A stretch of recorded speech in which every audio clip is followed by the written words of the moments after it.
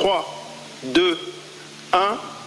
Allumage P100. 오늘 새벽 2시 21분 시뻘건 불길과 함께 프랑스 민간 기업인 아리안 스페이스의 베가시 발사체가 하늘로 솟구칩니다. 발사체 꼭대기엔 우리나라의 다목적 실용위성 아리랑 7호가 탑재됐습니다. 발사 44분 뒤 아리랑 7호는 발사체에서 성공적으로 분리됐습니다. And we have confirmation there of separation. South Korea has a new satellite.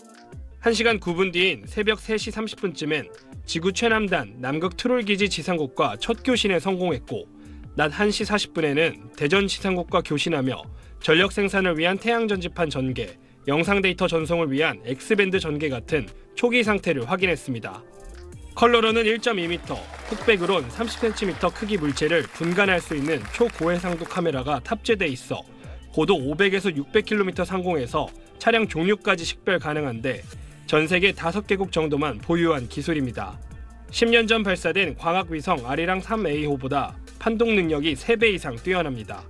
비슷한 해상도인 유럽 우주국의 플레아데스 네오가 촬영한 2022년 우리나라 경남 통영의 사진을 보면 바다에 정박한 배부터 마을의 모습이 한눈에 보이고 도로 위 차량 종류까지 판독 가능합니다.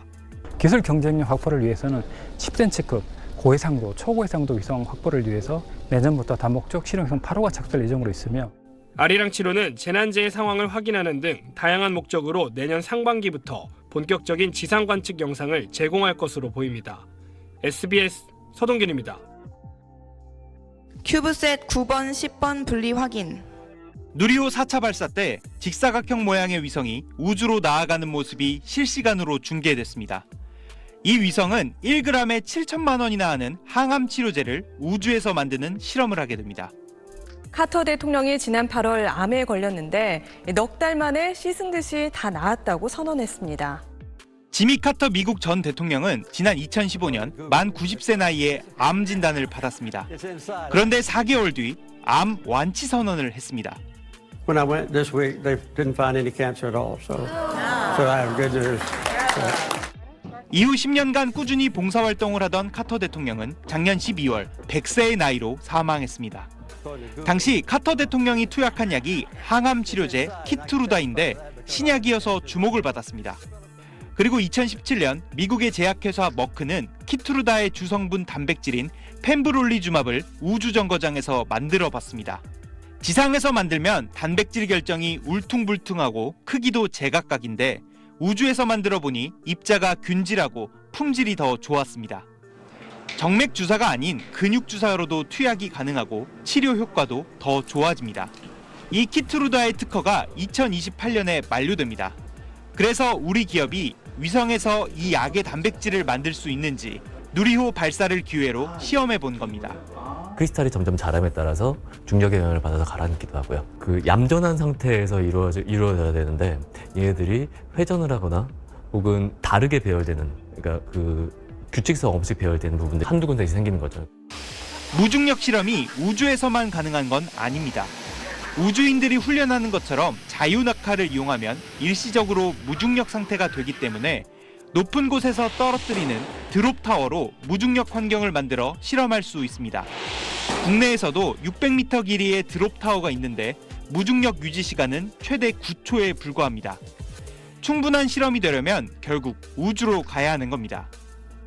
30cm밖에 되지 않은 위성 속에 단백질 결정을 만드는 장치가 들어 있습니다. 현미경으로 봐야 될 정도로 아주 작은 결정들인데 실시간으로 사진까지 찍어서 지구로 전송해 줍니다. 위성에서 만들어지는 만큼 전 과정이 자동화됐습니다. 이미 지난 8월에도 우주정거장에 유사한 장치를 보내 1차 테스트를 했습니다. 1차로 했던 우주정거장은 기술 개발의 의미라, 그러니까 연구 개발에 중요한 방점이 들어간다 그러면 이번은 그 생산 시스템을 갖추기 위한 첫 번째 시도라고 하는 것이 저희의 중요한 의의라고 하겠습니다. 실험이 성공하면 다음 목표는 우주에서 단백질 결정을 만든 위성이 지구로 안전하게 돌아오게 하는 겁니다. 누리호 발사와 한국 기업들의 노력이 우주에서 고품질 약을 생산하는 우주 제약 기술의 발판이 될지 기대됩니다. SBS 정구희입니다. 칠흑같이 어두운 밤하늘, 누리호가 솟아오르자 마치 해가 떠오르듯 환하게 밝혀집니다. 점점 멀어지는 고흥 발사장의 모습.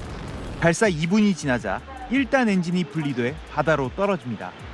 이어 위성을 보호하던 덮개 페어링도 벗겨지며 차세대 중형위성 3호가 고개를 내밉니다.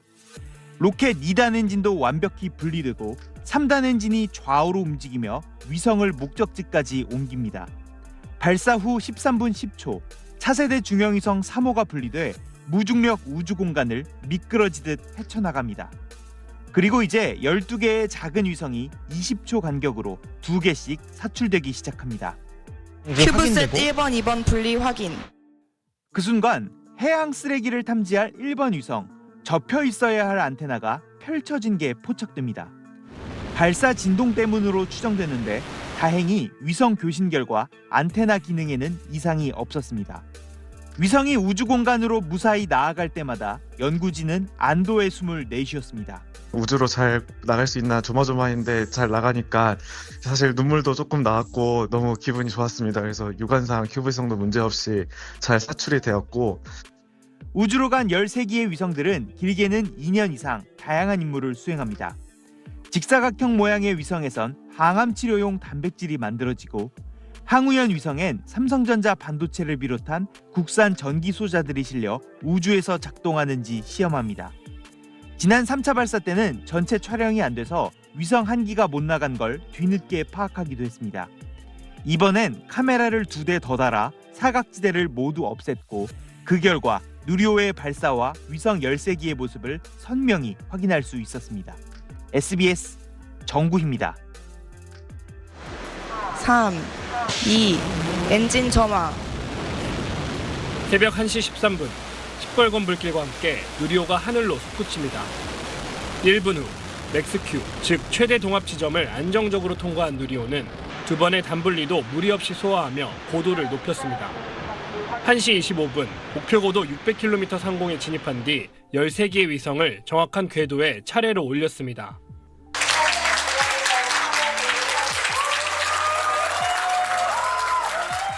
한순간도 긴장의 끈을 놓지 못하던 발사통제센터에서 그제서야 환호성과 박수가 터져나옵니다. 누리호는 18분 25초 만에 완벽히 임무를 마치고 비행을 끝냈습니다.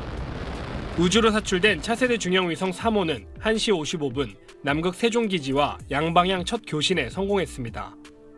존경하는 국민 여러분, 오늘 누리호 4차 발사가 성공하였습니다. 오늘 오전 나머지 큐브 위성 12기 중 5기와는 첫 교신이 이뤄졌고 7기는 추가 교신 예정입니다. 한밤 추운 날씨에도 발사 현장을 찾은 사람들은 열띤 응원과 함성으로 누리호 발사 성공을 축하했습니다. 너무 감격스럽고요. 생각보다 굉장히 밝게 잘 보였고, 저희가 또 항공우주공학을 꿈꾸고 있다 보니까 저희의 이 열정도 더 불타오른 것 같습니다. 이번 발사는 민간 기업이 주도한 첫 발사라는 데 의미가 있습니다. 한화 에어로스페이스가 누리호의 제작, 조립을 주관했고 항공우주연구원이 진행하는 발사 운용에도 참여했습니다. 또 국내 첫 야간 발사, 가장 많은 위성 탑재라는 기록도 세우게 됐습니다. 우리 발사체로 우리 위성을 올린 2차 발사 성공 이후 3차, 4차 발사도 연이어 성공하면서 대한민국의 우주산업 시대도 한 발짝 더 가까워졌습니다. SBS 서동균입니다.